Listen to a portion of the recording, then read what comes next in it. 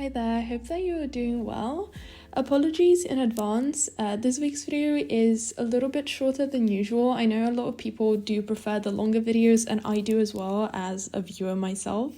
But after last week, which if you watch the video is quite intense, especially university-wise, I really just needed to take some time off and some time to rest, and I did that, and I'm very happy I did.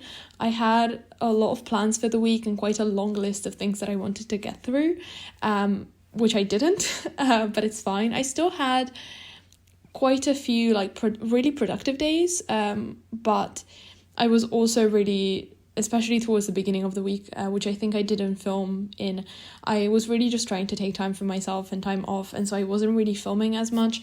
I filmed a whole bunch of painting on Thursday. I fixed the painting that I started last week, so you'll get to see that in a moment. And then on Wednesday, I was setting up my new Commonplace, which I'll talk about in a second. And towards the end of the week, the prints arrived. So you also have that to look forward to. Also, before I forget to mention that, the prints are now available on the shop. And I haven't had very recent prints, like prints of recent paintings made in a while. So I know that a lot of people were really interested about the new paintings, and I've gotten a lot of really nice comments about them. So if you're interested in the prints, they will be linked below, and as always, just thank you for the support, because it really does mean a lot. But I really wanted to talk about the Commonplace. So I don't know how many people actually care about this, but I was very excited to set this up. My setup for my Commonplace book is quite simple, but as you saw with the flip through that I did just show a second ago, it changed a lot. When I first started Commonplacing again in January this year, I was doing it the same way that I had been doing it with my previous books, and then when I started watching Megan Rhiannon's videos, I realized that you can tag entries. I don't know why I never thought about that before, but I'd never really seen anyone do it before.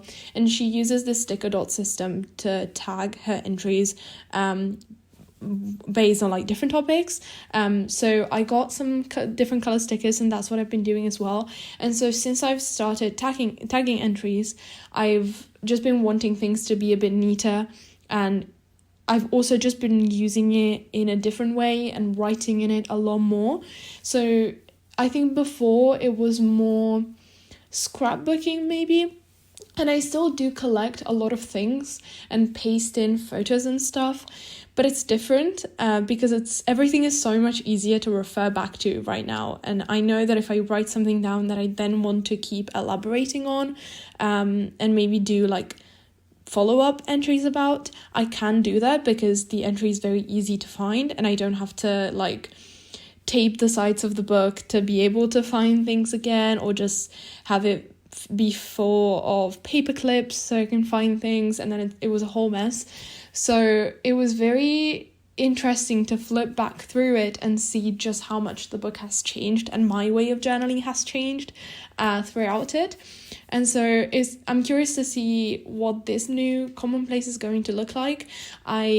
Something that I really wanted to do for this one, that I've been wanting to do for a week and a half or so, since we got all the info for our uni exams. I wanted to set up a big spread with a May, June and July calendar, which are the months when I'll have my exams, and then on the side have all of the info for all of my exams, because I felt like I had everything. It was just all over the place, and I could never find what I needed to refer to. So I wanted to do that, but I couldn't do it until I got my new book, because it didn't really make sense to do it at the end of my previous book, because then I'll have to refer back to this for the future 2 or 3 months. So the books finally got here on Wednesday, and I knew that they were going together on Wednesday. So on Tuesday, I pretty much finished the book. So then on Wednesday, I just stuck in a final photo to finish the last page, and then I got to setting up the new one. I'm keeping things very, very minimal and very simple, because I don't there's no need for me to make things more complicated than they need to be. I also don't really use stickers in my Commonplace. I had someone ask this a while ago. I do use stickers in my planner, but not really in my Commonplace. I think other than the sticker dots, obviously. I want to keep things quite neat.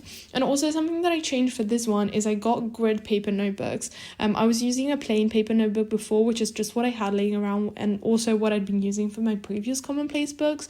And I'm really used to like plain paper. If I'm studying, I write things down over and over again because it really helps me like process and remember things. And I like plain paper for that because then I can be messy and I don't have to think about like writing in between the lines. But I want this book to be like nice and neat, and I can write pretty neatly on blank paper, but I was just finding that I was spacing things out differently, and so it looked weird because of that. So I just decided to go for grid paper. I'm getting along with it quite well. You'll see in next week's video, you'll probably get to see a bit more like actually fun entries and like photos and stuff. So that's about it for the Commonplace. I'll stop rambling about it.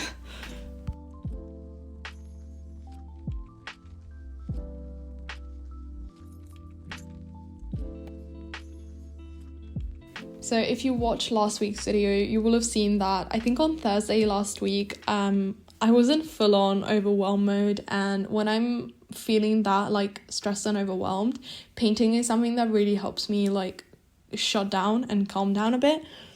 And so I did this piece, but also when I'm in that state of mind, I'm not really focusing on things as much as I should, as much as I normally do when I'm painting. And so the paintings never really turn out that great, but it's a great like coping mechanism for me. So even if those paintings like end up getting pushed to the back burner and never actually get completed, I don't mind it because it just helps me to sort myself out mentally.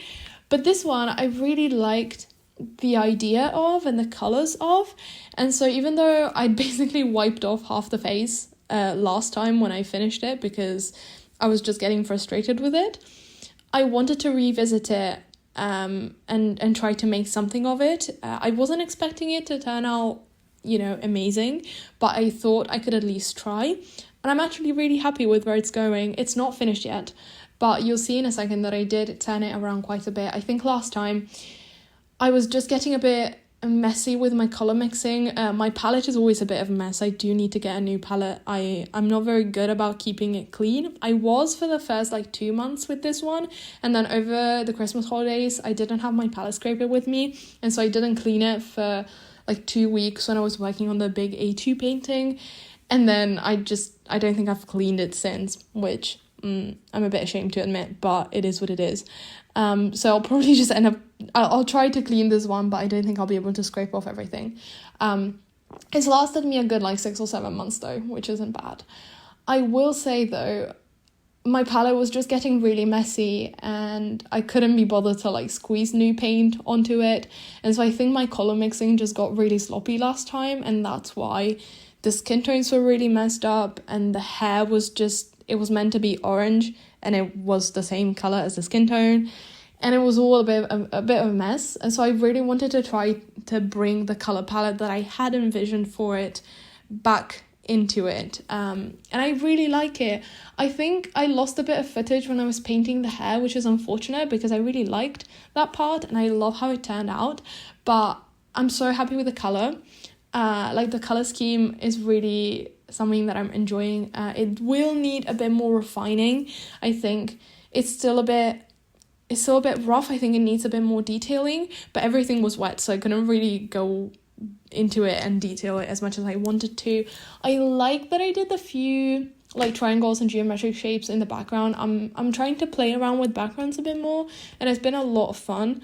I think I mentioned a few videos ago that I tried using the acrylic background technique that I did for the big painting I did recently on wood, and it didn't really work because the wood was kind of bending and then the water pooled in weird ways. So I'm not really going to try and do that again, but I'm trying to figure out different ways that I can make paintings more interesting even without using that technique.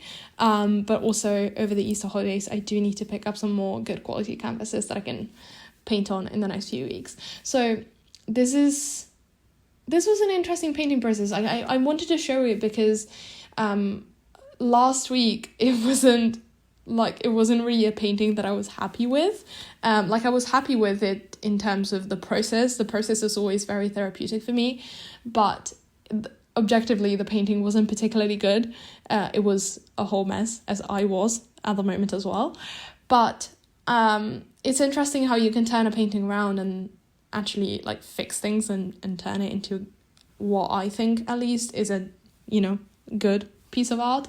I like the way that this turned out, at least, and I'll probably try to finish it next week. I want to bring a bit more warmth and, like, some more warmer highlights into the hair and into the face. I don't really know what I want to do with the clothes as well. The reference that I was using, I completely made up the hair and half the face, but the reference that I was using is one that I took like 2 or 3 months ago.